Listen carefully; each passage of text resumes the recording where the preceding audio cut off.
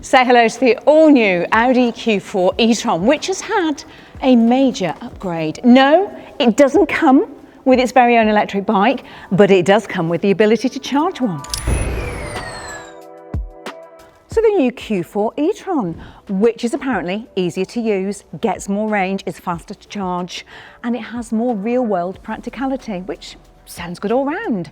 Now, I think we should play a game, a simple one, of spot the difference, but scaled up and with cars.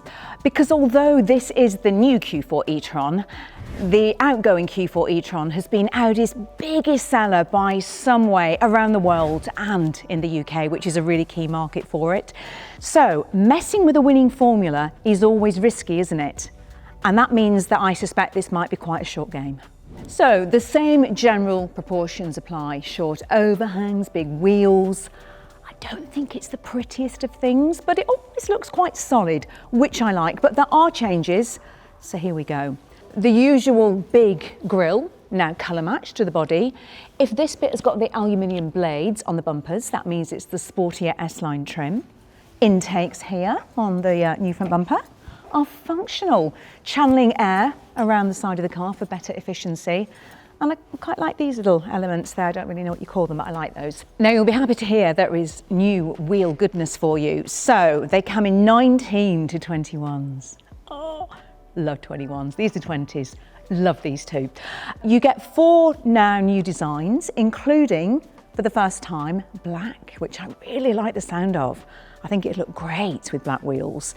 6 colours. This one is plasma blue. Don't get too used to it because you're not going to see many on the road, because the team have just told me that 85%-ish of the cars they sell are black, grey and white, which makes me a little bit sad really. Anyway, sill along the bottom here is new.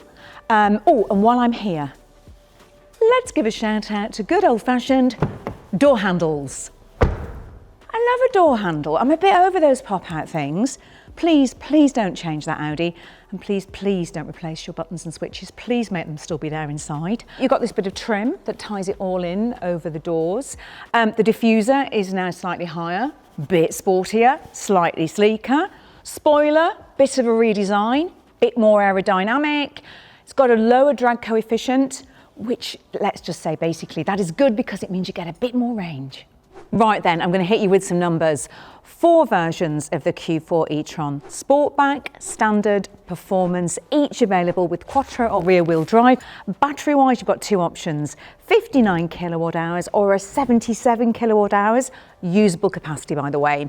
But only the base rear-wheel drive model gets the smaller battery. The rest get the larger pack. Got that? Good. Power, that ranges from just over 200 horsepower in the entry-level rear-wheel drive model up to a rather delightful 335 horsepower in the Quattro Performance. In terms of range, the smaller battery manages up to 280 miles, a little more than before, 18 miles. The Quattro Performance gets up to 345 miles, but the real range champ is the big battery rear-wheel drive version, which tops out at 370 miles. That is an 11-mile improvement. Charging speed, somewhere between 160 and 165 kilowatt DC for most models. The Quattro Performance nudges that up to 185 kilowatts, up 10 kilowatts from before. Look, that's definitely improvement, but if we're being honest, it's still pretty average. Plenty of rivals are charging faster now. It's less of an issue if you're charging at home. We know that people who charge at home really only use rapid chargers once or twice a month.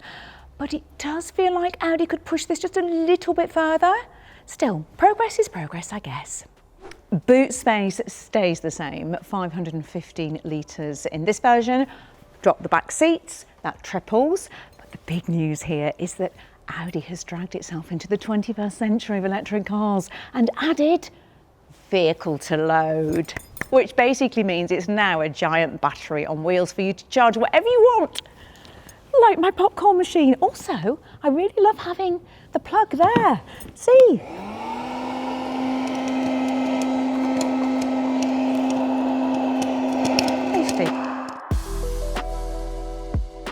Now the bigger changes have happened in here. This is where you need the changes to happen, and it feels much more in line with Audi's latest cars. The outgoing model was showing its age a little bit, wasn't it? This is not.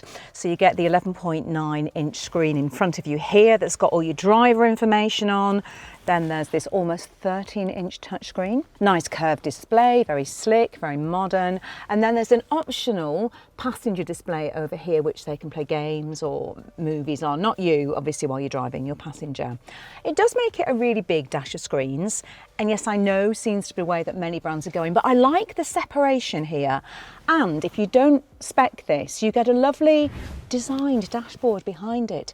They actually designed the dashboard first, that bit over there, and then said put a screen on it. In some brands, when you take the screen off, it looks a bit odd. It's not going to look odd here. However, there are no separate switches for the climate control, which makes me a little bit sad. It's now gone into the screen. Just as VW's adding buttons and switches in, Audi's taking them away.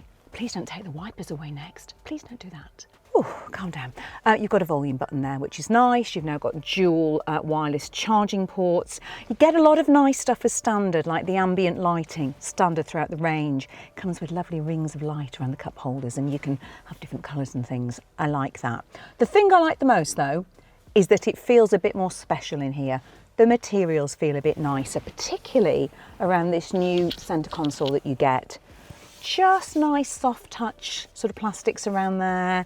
The steering wheel feels nice. I like the fact there are some controls on there. I think just generally it's had a bit of a glow up and it really works.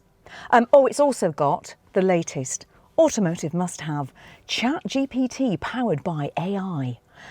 Let's give it a go. Hi, how can I help you? Tell me a joke. Could you repeat what you just said, please? Could you tell me a joke, please? I can't help you with this request. Wow. So, some of the updates to the new Q4 e-tron are what we would call incremental, aren't they? But I think the really big step forward is inside. It just feels so much more up to date. It feels a bit more special. But the big question is price, and we don't have UK pricing confirmed as I'm here today. But in Germany, we know it will start at €47,500 for the smaller battery, roughly £41,000, and that will rise to around £51,000. And of course, you'll pay extra for the Sportback versions on any of them. Honestly, that feels like decent value to me. I didn't say cheap, but for what you're getting, I think this really stacks up, even against the newer competition. So, the new Q4 e-tron, Audi's best-selling EV, its massive British hit, has had a makeover, and I think this is definitely a case of the king is dead.